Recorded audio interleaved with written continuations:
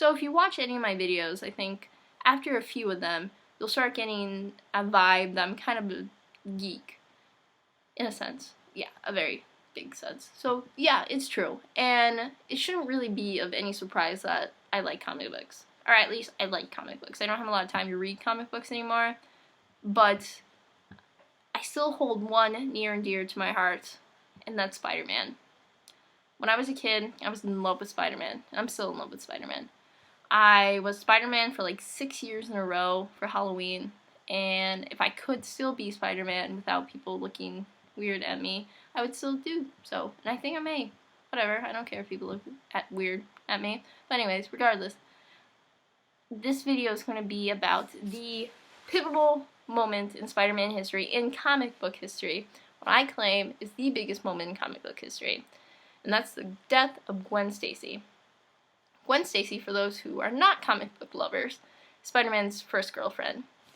And what happened to her in issue 121 of The Amazing Spider-Man, originally published in 1973, Gwen Stacy, actually Green Goblin, finds out that Spider-Man is Peter Parker. And in order to hurt Peter Parker, he takes Gwen Stacy and to the George Washington Bridge. And this essentially is what Spider-Man, the first movie, is about, except they replaced Gwen Stacy with Mary Jane, which I didn't understand. And something should have happened, but we'll get to that. That whole moment was a failure on their part. But anyways, so Green Goblin and Gwen Stacy are on top of the George Washington Bridge. Spider-Man comes to save Gwen Stacy, because that's what Spider-Man does.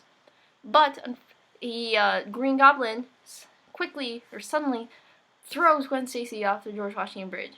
However, Spider-Man uses his web and catches her. But when he is pulling her back up, he realizes that she has already died. A lot of what people say is that she got whiplash from the fall, from the quick suspension of when Spider-Man grabs her with the web, which I think is probably what happened. I'm not sure. I'm not really into physics or anything, but I think that's the accepted cause of her death. But what's important, the cause is really not that important, but what happens after this, I think, is it shows that superheroes are not invincible. They can fail, and they can fail on a catastrophic level. And this opens the door to anti-heroes, to heroes who the Dark Knight Rises. That came out of it. Daredevil, Watchmen, Spawn, Howard the Duck, which I don't really like very much.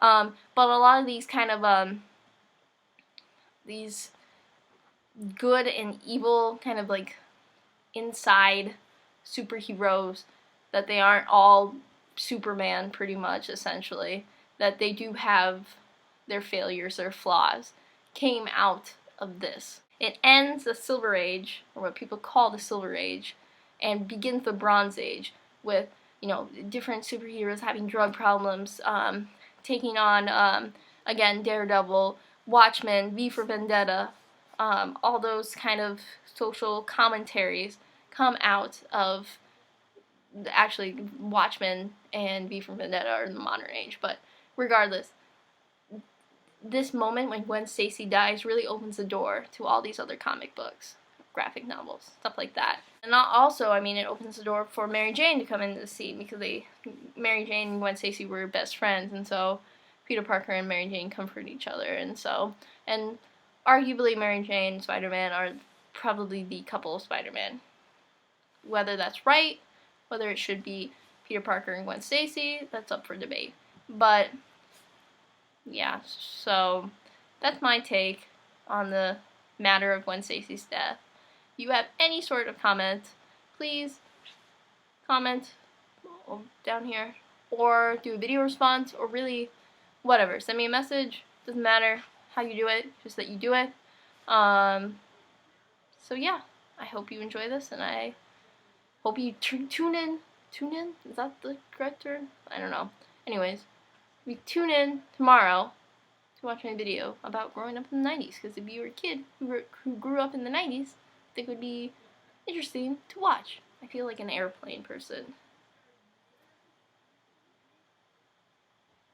Yep, the airplane's coming in. Alright, see you later. Hope you have a good night, day.